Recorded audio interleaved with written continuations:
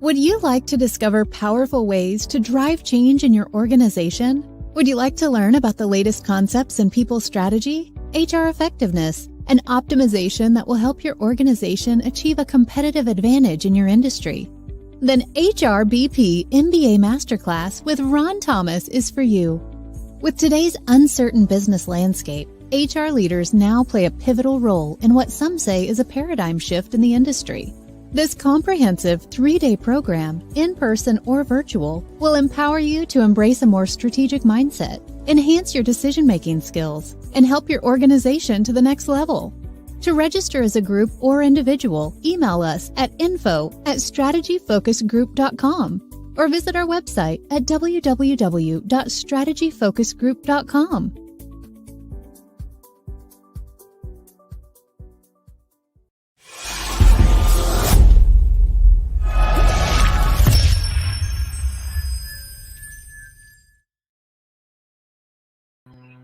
Good morning, good evening, depending upon what part of the world you're in. If it's Friday, you know it's the CEO series where we bring together global leaders, entrepreneurs, innovators, and disruptors. Our guest today is Gabriele Metz, who is a very good friend, and she's global head of leadership transformation at Ericsson. She's leading the global evolution of Ericsson's culture. This initiative touches 100,000 employees and leaders throughout Ericsson.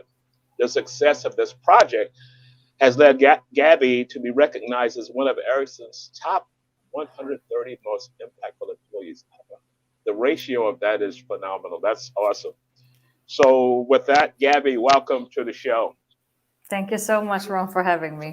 Yes, that's awesome. So I'd like to always start with people that have amazing careers.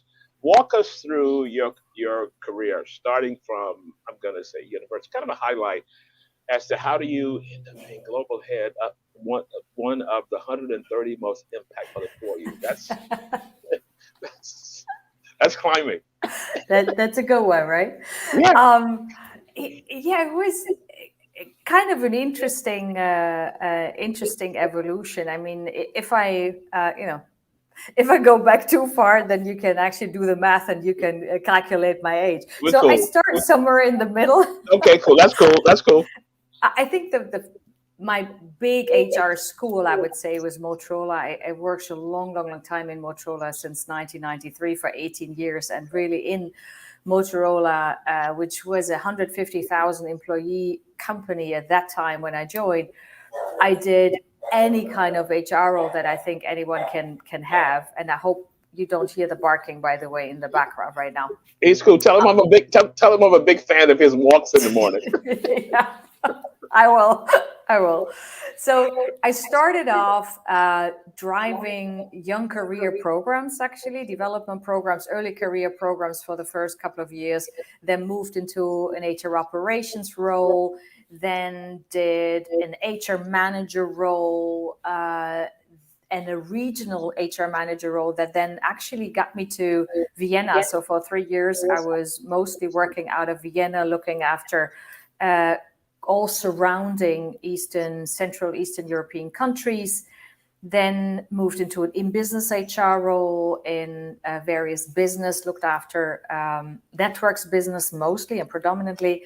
And then in 90 or 2011, actually, Motorola decided to sell off their networks business to Nokia Siemens at the time. Yeah. And I was lucky enough, I had that opportunity to say, do I go over or do I not go over and take a little bit of time off?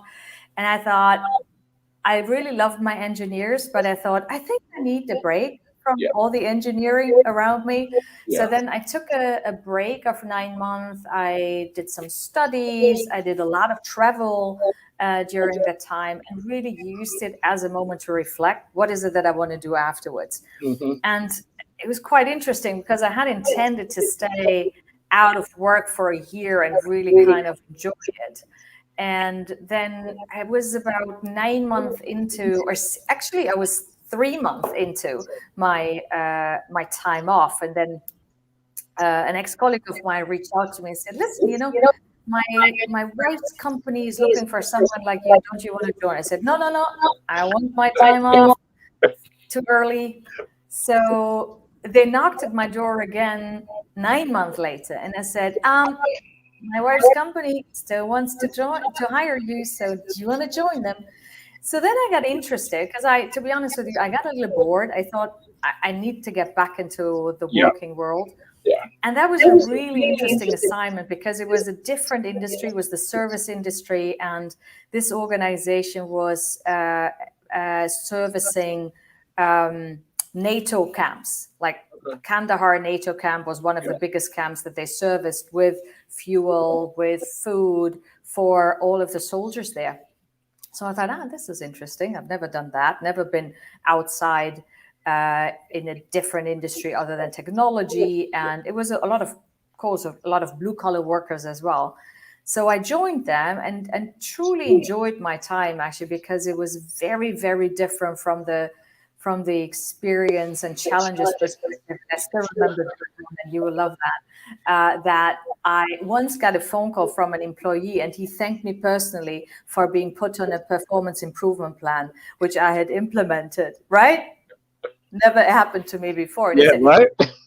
Usually people are not very happy when they're put on a performance improvement plan, and they say, no, I really enjoy that my manager finally talks to me and tells me what they're expecting from me. Wow. So very different kind of experiences and challenges from an HR perspective. But guess what? I mean, I've done that for a year. And then after a year, I was a little bored and almost hate to say it, actually. I missed my engineers. I was like, I need to get back into engineering. And fortunately, Ericsson at that time had started to reorganize their whole HR organization. They started to implement SME areas, and then this talent management role came up, a regional talent management role. And in my business HR roles, I had a lot of talent management work that I really enjoyed, and I enjoyed that the most. So I thought, okay, let me look at that. And fortunately, Ericsson said, you're a great fit. You have all that experience. So come and join us. So I did that role, head of talent management for first a region and then a market area with about 5,000 people for a couple of years. And then 3.5 years ago, approximately, Ericsson said, we really need to actually work on our culture. Yeah. And we had a new CEO come in 2017. And the first 2 years was really about like restructuring, refocusing the strategy. So after 2 years of him being on board, it was the right time to really focus on culture. And then my boss at the time said, Gabby, I think you're the right person for the role. Actually, we need to change the culture of the organization. Do you want to do that? And I thought, this is a once in a lifetime opportunity, Ron. I mean, I know. How often do you get that chance, right? So I thought, I'm in. And that's what I've been doing now for the last 3.5 years. We have been on that journey. Wow. Well, I was going to ask another question, but you know what? That's so interesting because when you think of a company the size of an Ericsson and you're in charge of putting a culture in place or a brand, an imprint in place, what are some key structures? Because I know a lot of organizations are struggling with culture, purpose, and all those kinds of things. Yeah. What are some key learnings that you have picked up in starting that process? So one of the things we said was, and that has to do also with the fact that we are a very old organization. We're more than 145 years old. And we said, this is not the first time we change as an organization. So it had to be different.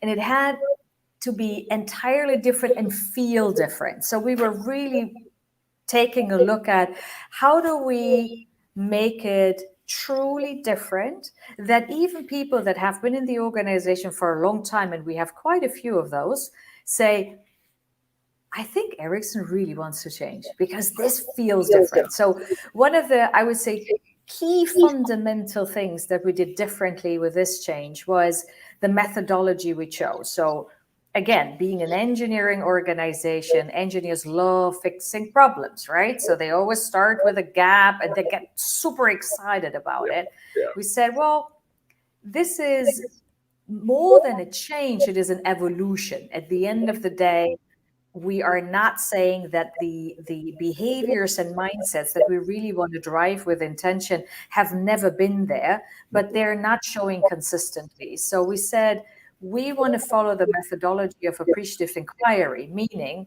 we're looking at what worked in the past and learning really from the past, from previous experiences, and then adopt a very agile mindset in experimenting with small leadership or small behavioral experiments. Okay. And really focusing on observing what's the impact we can create with that. So key learning really, when you're driving a change, it has to look and feel different right from the start in order to make it believable. And appreciative inquiry as a second one was giving people the confidence that we can make it. Because they said, and you could say, well, you have done it in the past. What stops you from doing it again?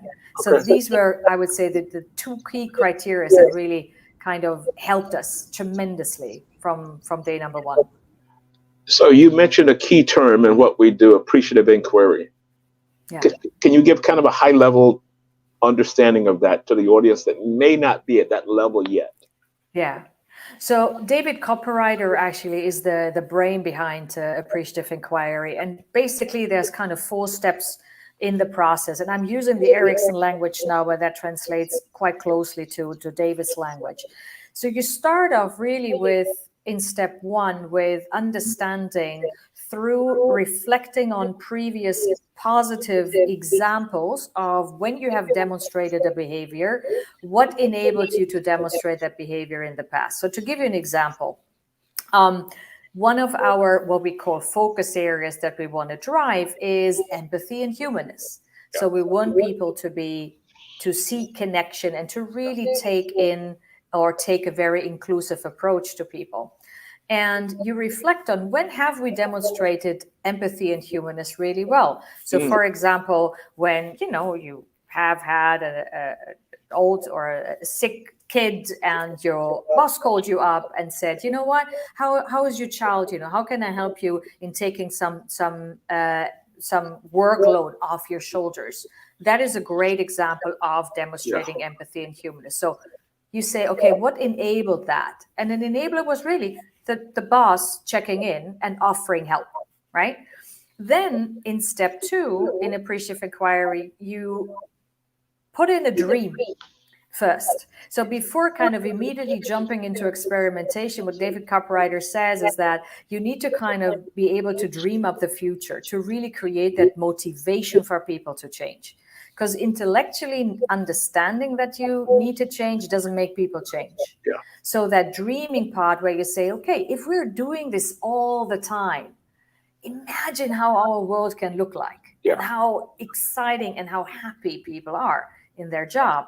And then from that, you take the motivation to really look at, so what can we experiment with?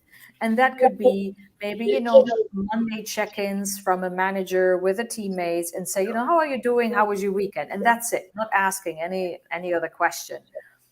And as you are testing this, you observe the impact that you create. And when you have, I would say, come to that perfect formula where you say, okay, this is often enough, for example, or, personal enough with my people for me to check in and for them to feel connection and to feel empathy, then I can embed that in my normal ways of working. And that is step number 4. So that's kind of the 4 steps. So enabling factors, dreaming, experimentation, embedding. Okay. Wow.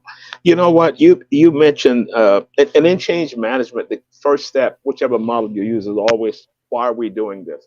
And as you were walking through, I'm thinking 100,000 employees, how do you explain to them the why? Because lots of times employees are jaded. So, oh gosh, here's another effort, and this will be dead in 3 months, 6 months, or whatever. That's always kind of the scuttlebutt that's going on behind the scenes. Yeah. So every model always starts with what? How did you begin the messaging to say because you talk about a legacy company been around 100 plus Yeah. years. That's, yeah. Yeah. Great question, actually. And definitely, until now, I still get the question why, right? There's still some people in the organization that still have missed the why. Yeah. And that was really important. So what we did actually, and I think that was one of the key ignition factors, how we ignited the organization was through large scale workshops. So in the beginning, pre-COVID, when we could all meet face to face, we invited hundreds of our leaders, and it was literally like cross hierarchy, and they were all in the room. And we started off with why. Why do we do this? And simply because this is what the strategy actually required us to do. So the new CEO, as I said, came into the organization 2 years earlier and said prioritization is absolutely critical. So he was very, very focused on just the core business. And as we were focused on the core business, then the next kind of challenge that came up was, well, in order to focus on the core business, the other challenge that we saw was the customer experience. We didn't feel we were creating the right customer experience. It was too complicated to do business with us. Some customers had like 10 business cards from Ericsson employees and literally didn't know who to call. No touch So they said, yeah, I know. And then you said, okay, simplification is really, really important. And as part of simplification, they kicked off digital transformation, and we looked at end-to-end processes, and all was good. But then when you start changing processes, all of a sudden you realize if you're not looking at the behaviors, you're never going to change people. Yeah. So in the moment and when the financials were good, we said, this is the time to really focus on that. Okay. So that is what we explained to people as the why. Mm-hmm. Why is it that we're doing it? Because we need to be simpler. And this is the way for us to really deliver on the strategy. And the other thing was, we had, because the other question then is, why do we do what we have chosen, right? Yeah. So Yes. I was calling them the focus areas. So we called them the 5 focus areas. Mm-hmm. And they were, or are, empathy and humanness, cooperation, collaboration, executing speedily, fact-based and courageous and ethical decisions, and speak up. So these 5. And we had extracted that from various data sources. We had looked at feedback from leadership development participants. We had looked at feedback through our engagement survey. We had created an employee experience that we called the people story just a year before, and had done numerous interviews with employees and managers all over the world. And that's where we had extracted them. And it always came back to these 5 being the most important.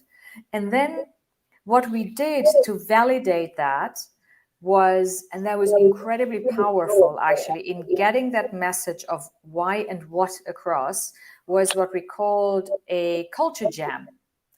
Initially with only leaders, and then 9 months later with all employees. And that was a 72-hour virtual facilitated conversation about this culture transformation and these 5 focus areas. And one of the reasons we did that was to validate. We wanted to understand, is there anything that we're missing?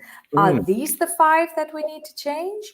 Or do you guys, wherever you're sitting in the world, do you see anything else? And out of all of the 3 jams that we have done in 19, 20, and 21, it was validated. It is these 5. They're nothing else. And that was very powerful as a message to the organization. Yeah. As I develop specifically HR leaders across the globe, and I said, you have to always get feedback from how well the program is working. Because if I did an assessment with just the leadership team, everything is going great.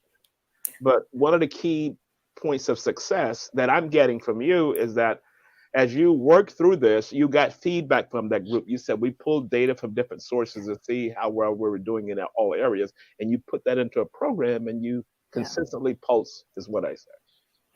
Yeah. And that's absolutely what we did. Again, I think when I said before, when you roll out a change program, it got to be different. It got to feel different. And that was another thing that, again, we did very differently. As part of appreciative inquiry, we said, we want to promote experimentation, but then at the same time, we need to show that agile mindset as well from the start. Yeah. So it was quite funny, actually, Ron. I still remember it was June 2019, and I had my first call with HR. And I was in the US on holidays right when we kicked everything off, because it was a long planned holiday and definitely not the best place to be, to work at European time zones. And I showed this plan that literally showed the first 4 months of our culture transformation that will at least run for 18 months. And people were asking me, but Gabby, where's the rest of the project plan? I said, there is no rest of the project plan because we're agile. We need to see what is happening, what is landing, what are you telling us, what you like, what you don't like, what works, what doesn't. And that was very different too. Going back to it got to be different. Yes. And people were shocked. It's like, what? This is so un-Erickson, sure? It's not perfect. Are you sure this is how you want to do it? I said, absolutely, we want feedback. So that was actually unusual. And people were a little taken aback initially, but it had an incredibly positive impact on the organization that for the first time, people really felt they had the ability to co-create. You mentioned in the beginning and walking us through this, you talked about the reflection piece and looking back through a person's life. And when I do leadership development, I have a segment that we do with opening it up. And I'm always amazed by the stories of people that have had impact on people's lives. Because it could have been a grandmother, it could have been an uncle, or whatever it is. And so my way of taking it from that, are you carrying that forward, or are you just using that as a reference point, but you're working under another kind of style, in doing that? What were some key findings or key stories that you heard in that process that you considered as impactful? It's a key story. I would say one of the key stories of us really living our focus areas, actually, that really stuck with me was in 2020, where Mobile World Congress is a big trade show, actually, for our industry, right? So you have to be there. I mean, if you want to be taken serious, you have to be there. And you have to be there grand, right? I mean, as Ericsson, we have to have a big booth, etc. So COVID had just started. And it was that moment where we said, well, we need to take a decision. Are we going to Mobile World Congress or not? Of course, all of the work had already been put in. And it was really amazing, actually. I remember our CEO actually sending out this note, and we had a leadership call with him afterwards. And he said, this was one of the easiest decisions for me in my life. Am I going to risk the health of my employees by sending them to Mobile World Congress? And he said, this does not go in line with empathy and humanness for me. And he said, we had conversations in the leadership team. We demonstrated speak up. We demonstrated fact-based and courageous and ethical decisions.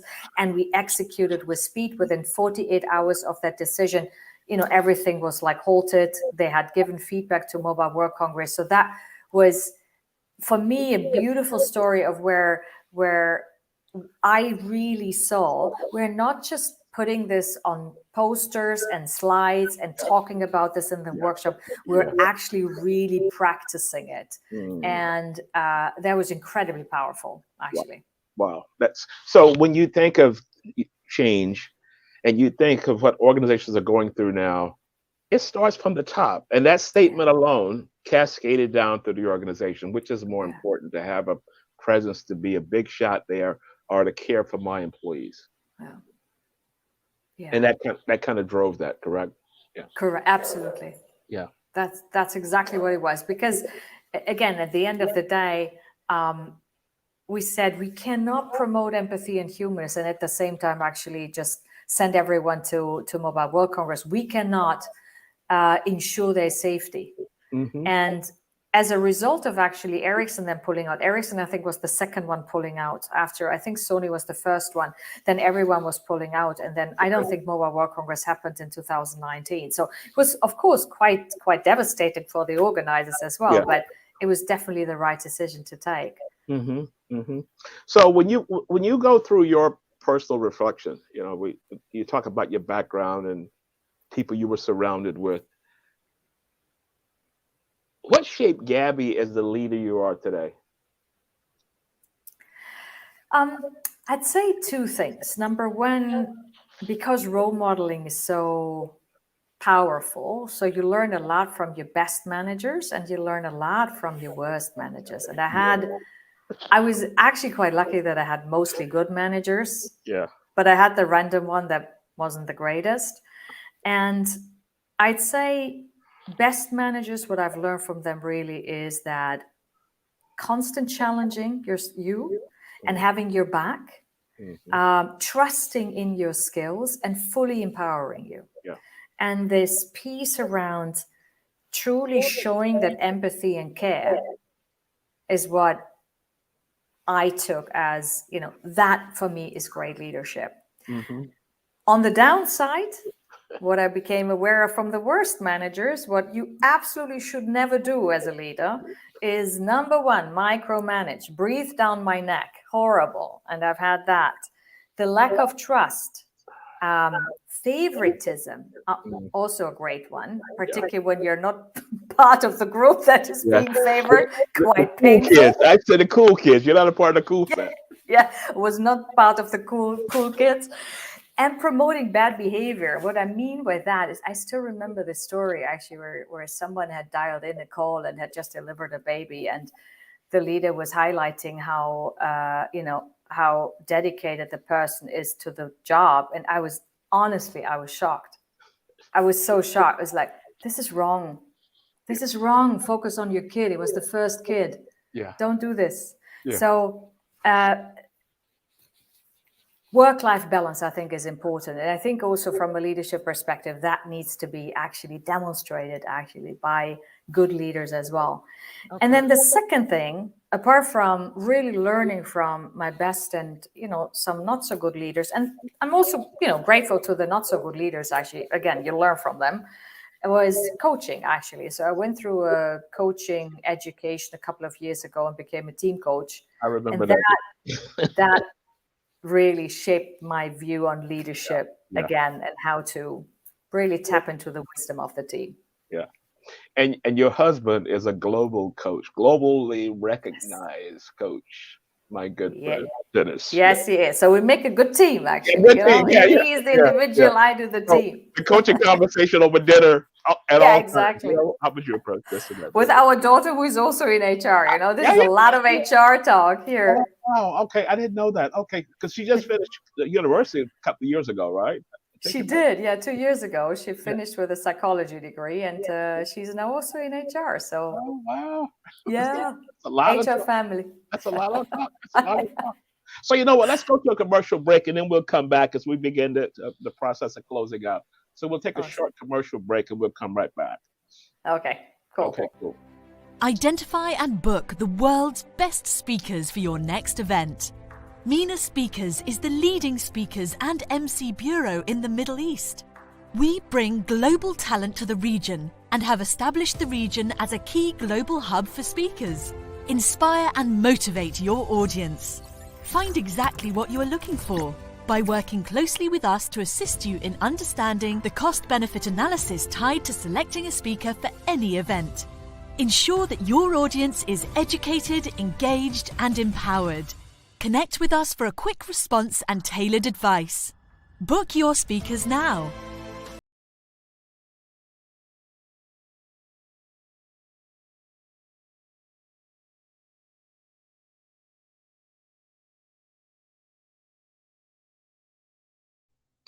The reference point to your daughter 2 years out, just getting into corporate, working her way up.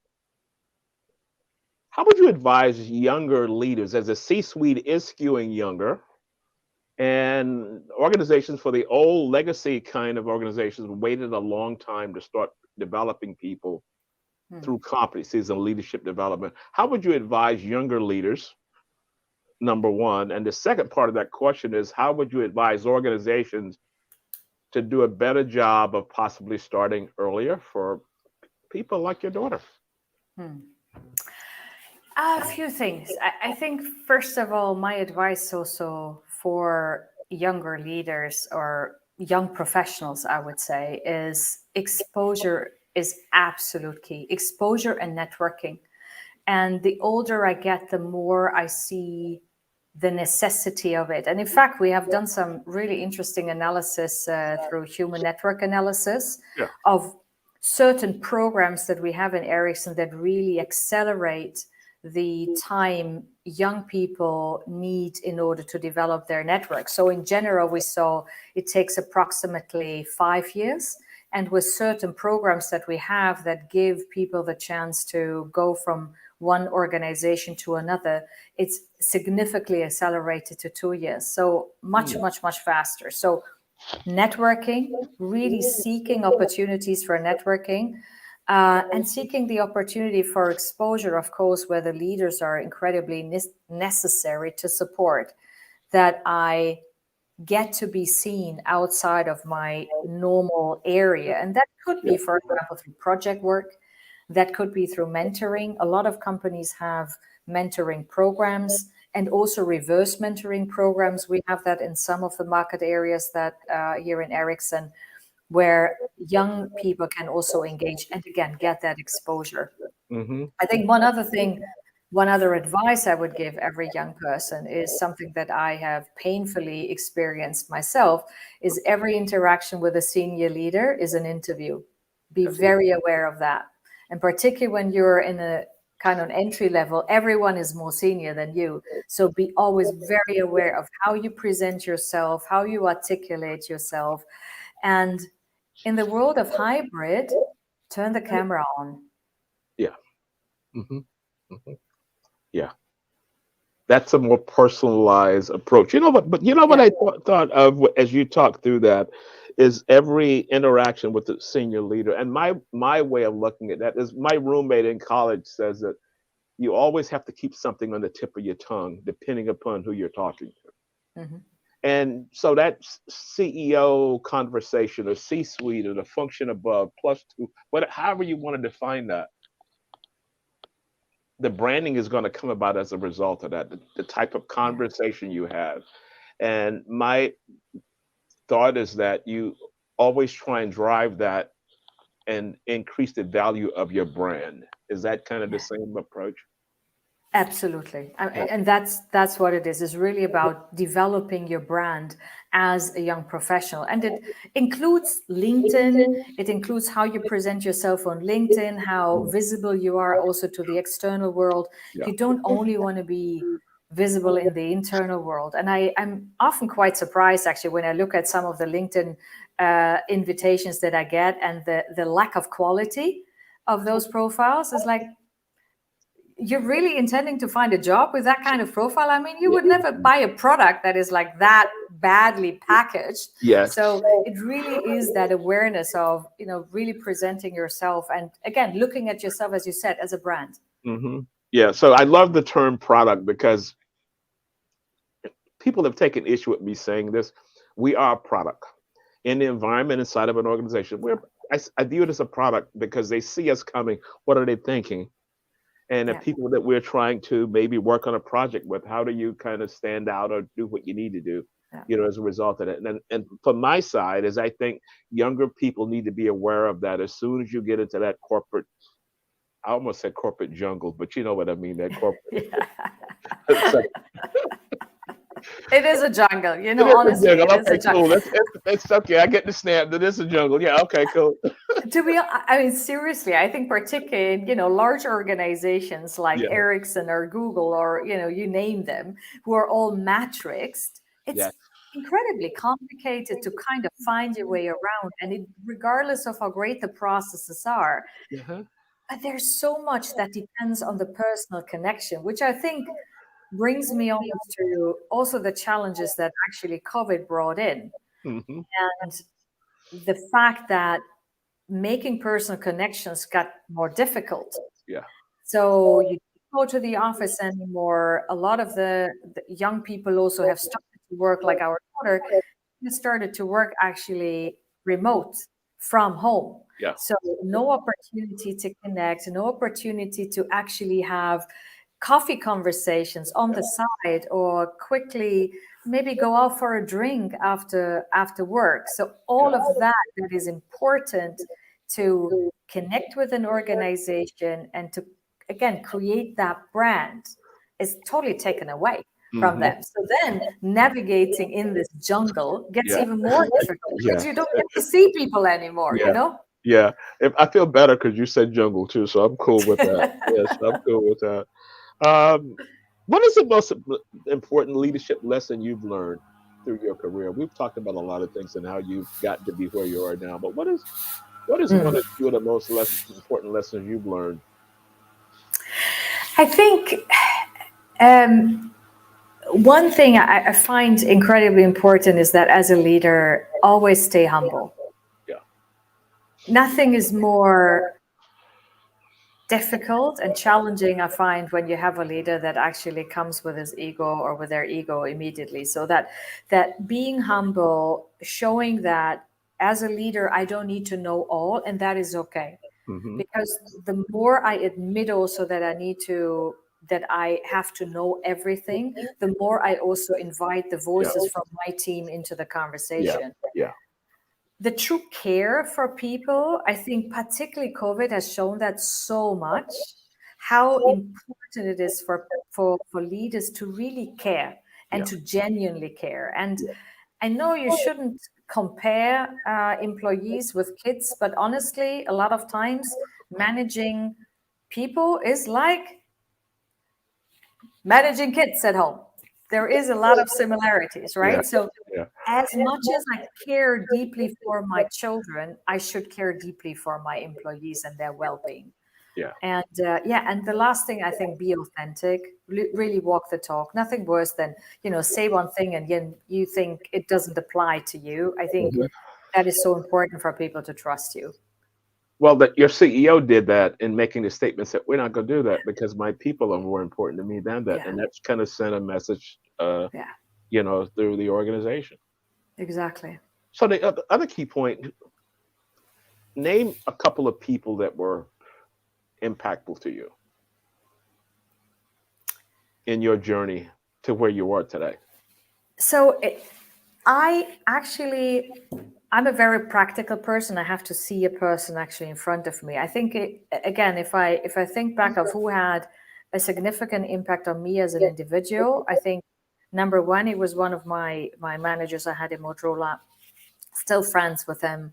He's such an amazing person who really literally gave me the chance to make a career and have a career in HR. He was the person that offered me the door and opened the door for me and really pushed me.